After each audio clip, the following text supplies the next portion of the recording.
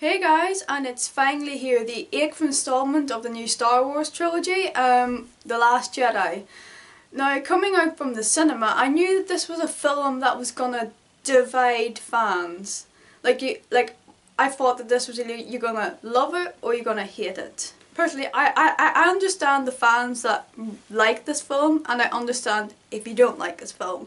For me personally, I can say that after my first initial viewing of it last night, I'm still on the fence. Like, don't get me wrong, did I like this film? I thoroughly enjoyed myself, I had fun. But like with any film, it did have problems. The Last Jedi is a film that you need to see twice. They cram a lot into this film, and it's just best that you view it more than once, because the first time I was watching this film I was like, oh my god, oh my god. There were so many scenes where I was either shocked or was like, okay, that didn't go the way I was thinking.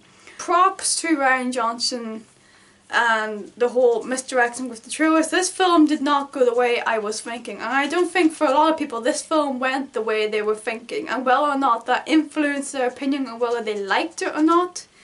I do believe a lot of the hate may stem from the fact that this simply didn't go the way people thought. And of course some of the changes they made, not because this didn't feel like a Star Wars film, it's because some of the changes and the payoff wasn't as satisfying as we liked it to be, quite simply. This film had surprisingly a lot of humour. I'm really surprised. If you weren't a fan of the humour in The Force Awakens, then you won't be a fan of the humour in The Last Jedi. I was alright with it. Like, there were some parts where the humour didn't land as much as I think they expected it to. Sometimes it took away from the emotional integrity of the scene.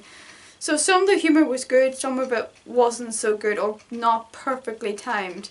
Some of it was quite slapstick, especially with Luke and Rey on the island with all these other alien creatures. So whether or not you were a fan of it, I can understand if you didn't like it or if you did. This film overall was a lot darker, so I can understand them trying to insert more humour because, hey, it's Star Wars, you still gotta attract the kids. So The Last Jedi is that it immediately takes off after The Force Awakens. Rey has found Luke, he is unwilling to train her, he just wants to leave it all behind. Meanwhile, Leia, Poe and Finn are trying to escape the First Order who have been tracking them through lightspeed. This film has a lot of action, which is fabulous. As in, like, it's so wondrous to watch. There is one scene in particular with, and it's one of my favourite moments in Star Wars. It's when the woman hyperdrives the ship into the First Order's ship, and it's just that amazing effect and that explosion.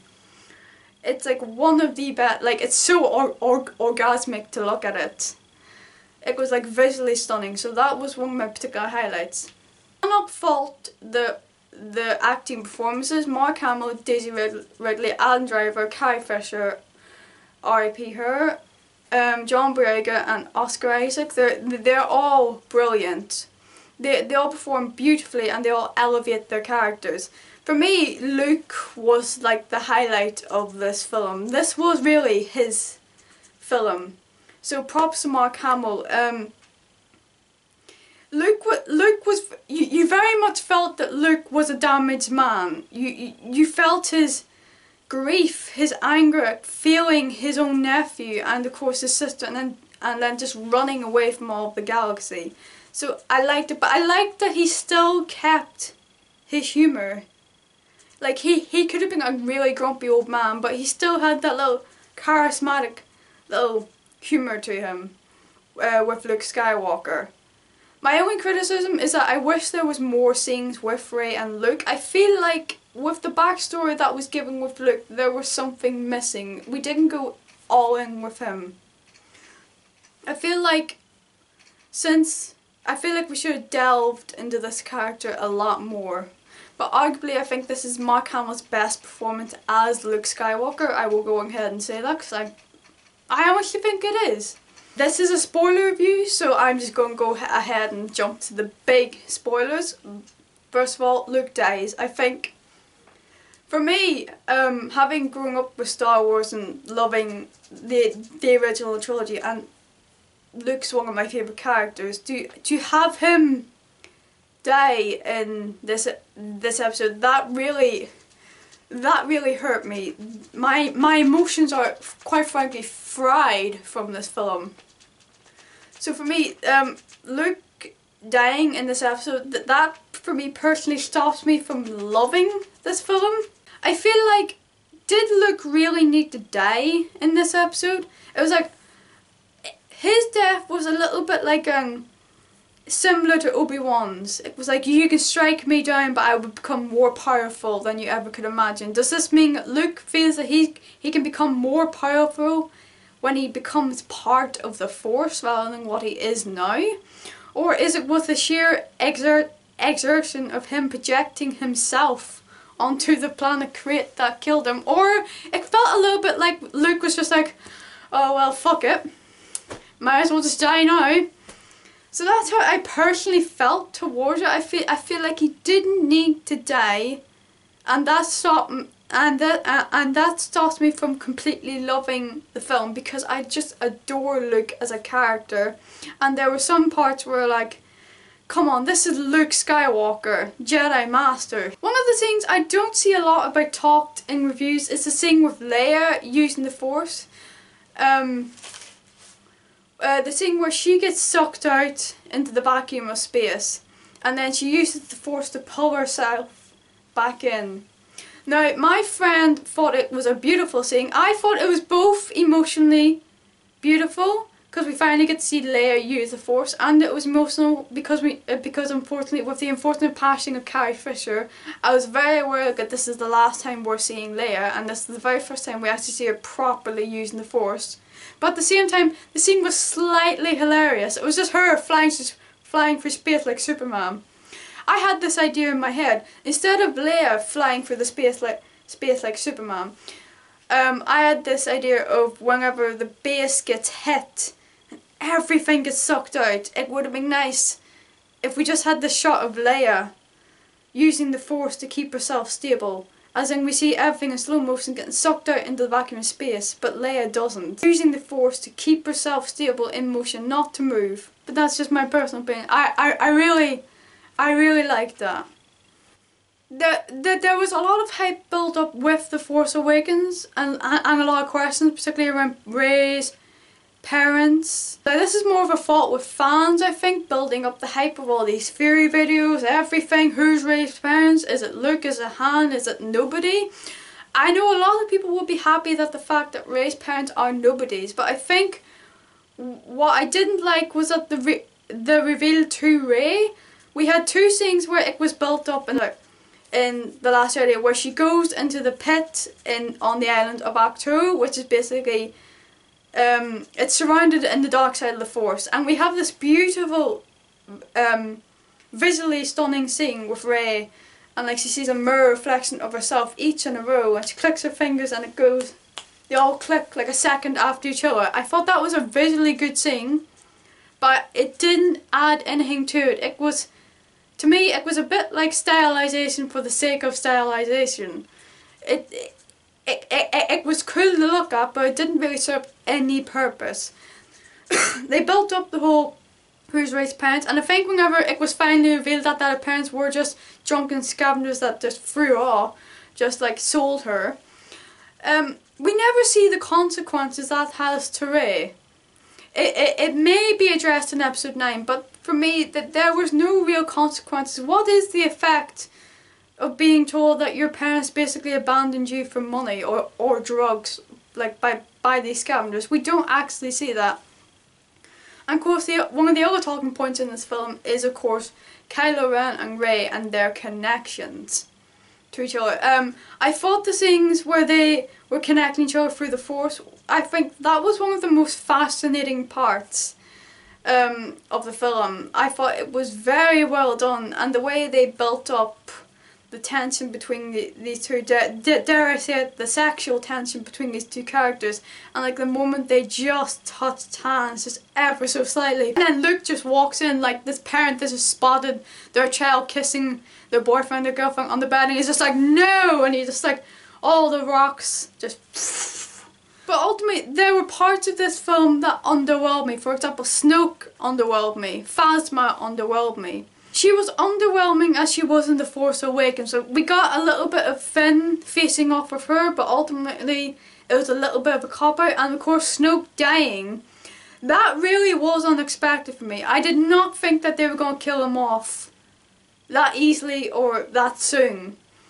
So, like, for me, there's no real point in questioning who Snoke is, what his backstory is. He's dead anyway. Like, I don't think there is really that much point to address it in the next episode. But one of the weaker elements of this film is the whole side plot with Finn and Rose. I think one of the complaints my family members had, like, one of the things that they didn't like of the film, like, was that it was too long. And I think if the parts of it that could have been cut, it could have been some of the scenes with Finn and Rose on the casino planet. I think these were the least interesting parts of the film to me, and personally, if you really need to go to the toilet, those were the best times to go during the film. And of course, the big twist in the end is that Luke force projects himself onto the planet Crate. Why did Luke get a haircut? Why is his beard dyed? I was like, wait, like, did he literally do this, like, when the galaxy was in peril? But, like, oh no, but then the reveal is that he is not really there. So I was like, oh, well, that explains it. Now, that was a very shocking moment. I did not expect that. One thing I don't understand about it is, like, how did Luke actually die? Was it the extent of, was it the sheer amount of energy he put into force projecting himself on Crate to actually kill him? But I don't understand. If that was the case, why didn't Luke travel to Crate himself and face off to Kylo Ren? I understand that, of course, Luke didn't want to. He didn't want to come back to this fight. He was done with absolutely everything. And I understand Mark Hamill's point in this, that he disagrees with some of the ways that Ryan took the character of Luke. Because Luke is a hopeful character. Luke will always find hope and to fight again. I personally thought that Luke should have had a scene where he decided that this is his fight. He's a Jedi. He must restore balance. He must fight for what he believes in. We did get that on screen, that little reunion with Luke and Leia, even if Luke was a projection. Not gonna lie, I cried during that scene. It was just really emotional knowing that that is the last time we will see these two characters together on screen. So I'm not ashamed to say that I shed a tear or two during that scene. One thing that got me really annoyed is there was no real lightsaber fight between Kylo and Luke. I was looking forward to that. I demanded a lightsaber fight. We never seen Luke. We never seen the full extent of his powers. Yeah, sure, force projection is cool, and yeah, it shows how powerful he is. But we want a lightsaber fight. And you know too, that's what you wanted as well. We all wanted this lightsaber fight. But we got little teases, but it wasn't. We got this Matrix shit. Like, not denying that was cool how he just went down. And how he was doing it just to stall the First Order from getting to the Resistance. But at the same time, I wanted a full-on fight, and we didn't get that. I did love parts of this. I loved Luke trolling Rey. My favourite part was, okay, reach out. She reaches out and he tickles her like with this leaf, and she's like, oh my god, I can feel it. Because yeah, that's the Force, really, yes, yeah. He slaps her in the hand. That was one of my favourite moments. I really like that. I really like the humour in that. I really like, even though he's still bitter, he's still damaged, he's still there. Luke Skywalker is still there. And of course, how can I not talk about the little cameo of Yoda? That was brilliant. I think my friend actually near cried during that part. I'm so glad they used Puppet Yoda. That was a really nice moment. I love how Luke Skywalker, I miss you. And how Yoda destroyed the whole tree and burned it and said, like, these texts don't matter. And how Rey is the future of the Jedi. I'm surprised they never mentioned any grey Jedi. I was a little bit, They were kind of hinting towards it with the whole balance in the Force, that the light side does not belong to the Jedi, nor does the dark side belong to the Sith, which is true. The Force is light and dark, and that connects everyone. The Force belongs to everyone, which is, I thought, really nice. But no, like, this film had a few issues. On balance, like, I did enjoy it. It is a good, like, entertaining film, but I can understand if you didn't like it. I understand if you do love it. There was a lot of issues that aren't formally addressed. Like, if Rey is nobody, then why did Luke's lightsaber call to her? Why did she have a flashback of Luke's academy being burnt down? Why did Rey see Act 2 in her dreams? Why did she have visions of the island that Luke was on? That was never explained. And I was sat there going, why is that? They did kind of hint that, oh, Rey is the balance to Kylo Ren's darkness. As darkness rises, there's always a light side user that will grow more powerful to try and defeat them. That is the balance of the Force, and vice versa. But the payoff wasn't as good as as it was. There was no consequences to some of the action. I think you really need to see twice, and ultimately time will tell how well this film will do, because we have, like, there's films that people will hate when they come out, but then in 10 years time they are considered like classics.